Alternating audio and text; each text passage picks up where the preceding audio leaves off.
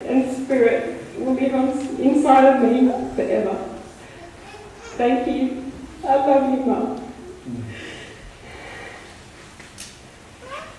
Now, you all know Mum was a very organised person.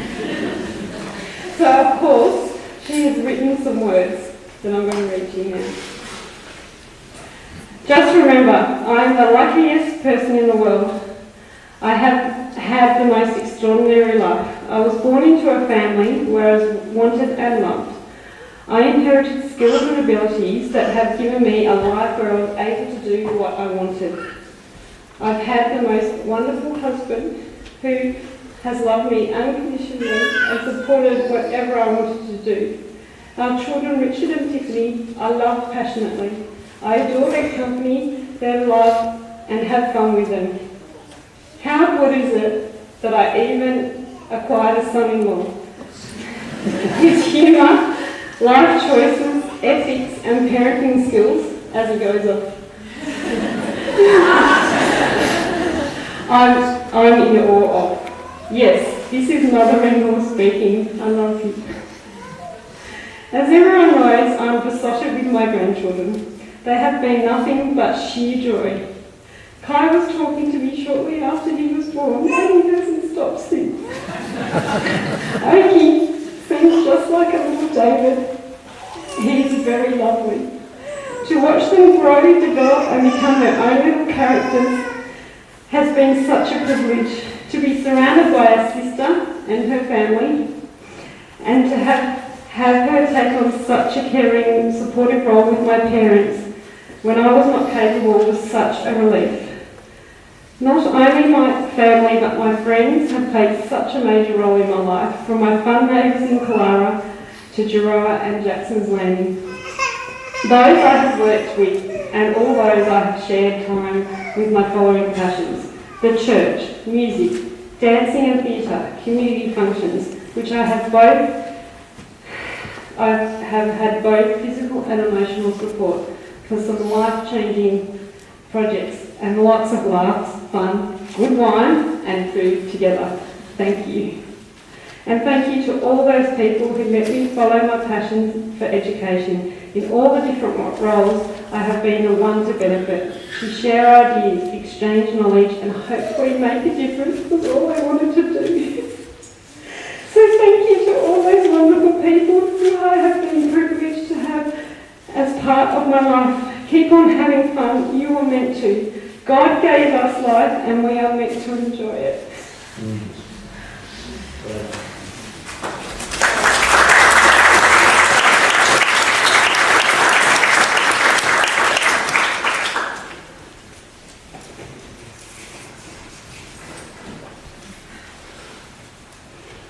Lee is Cherie's sister, and as you've already heard, there was a strong and warm bond, and it's great to have you sharing with us.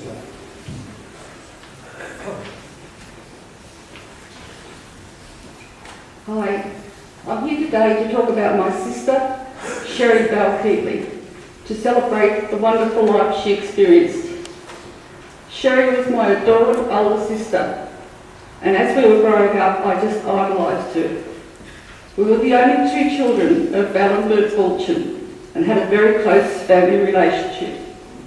Our parents did everything they could for Cherie and I, and every year they would pack us into the Australian 40 and take us on very long road trips to Canberra, Brisbane, Melbourne, Adelaide, and that was huge in the early 1950s, as not many people travelled back then. I think this is where Cherie got her desire to travel. As you can see, Cherie and I outwardly had no similar appearances, and that is why we were so close.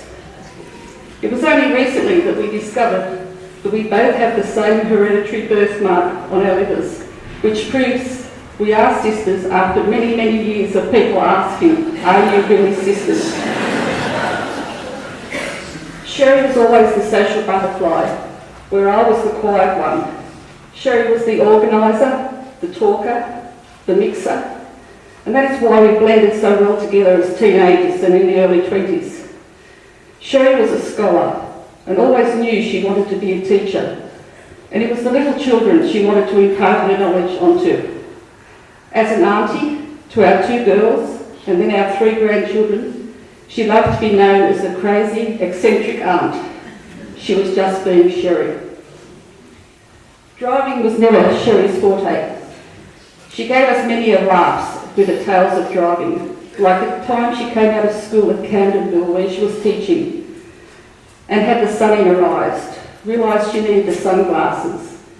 Did she stop to find the sunglasses? No, just kept driving, went up the gutter, along the footpath, knocking over everybody's full garbage bin.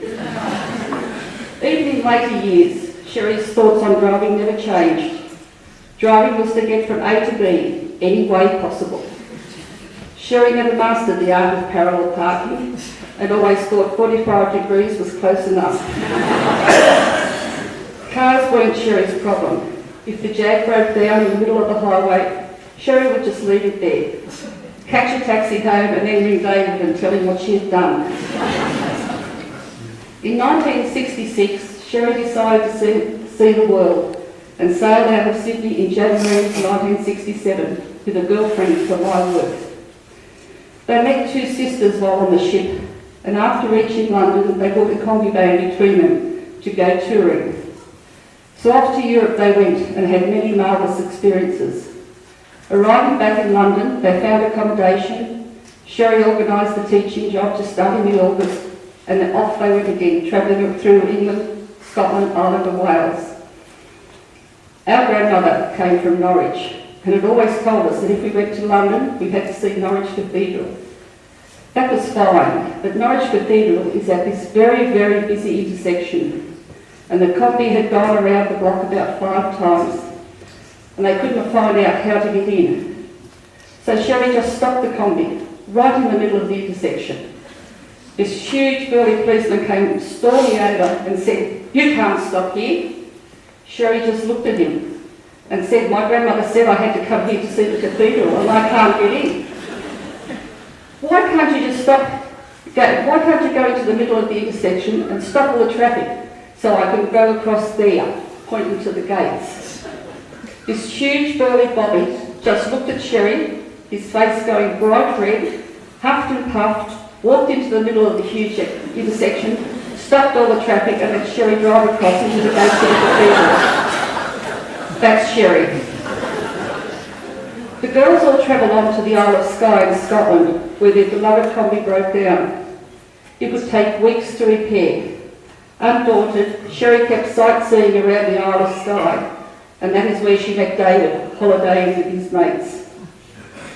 Cherie started sending me letters to the Reserve Bank where I worked, telling me about this Englishman called David that she had met. Letters to the bank were our private letters, not to be seen by Mum or Dad.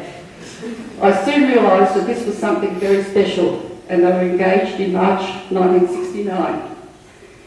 In September 1969, Cherie arrived home to be chief bridesmaid at our wedding, and David followed, and they were married on the 19th of December 1969, just a few days after David arrived in Australia.